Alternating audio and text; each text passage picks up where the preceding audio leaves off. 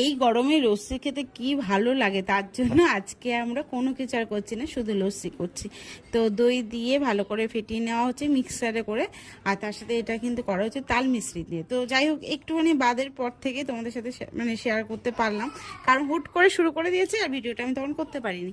যাই হোক, সে অনেকটা পরিমাণে বরফ দিয়েছি, আর তার মধ্যে এর মধ্যে দেওয়া হয়েছে মিশ্রি আর নুন আর জল জিরে।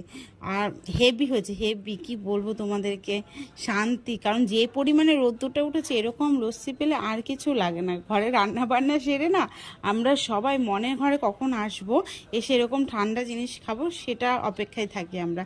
তো যাই হোক, যদি তোমাদেরও ভালো লাগে এই লস্যিটা খেয়েও ভালো লাগবে দেখবে। আর আমরা সবাই মিলে খেয়েছি এক জায়গায় বসে, তার জন্য যেন আরও টেস্টটা বেড়ে গেছে। আর বাচ্চাদেরকে দিয়ে আজকে তোমাদেরকে দেখালাম, তো বাচ্চারাও খেয়ে বললো উফ দারুণ হয়েছে। তো চলো, যদি ভালো লাগে একটা ছোটো করে লাইক করে দিও, টাটা।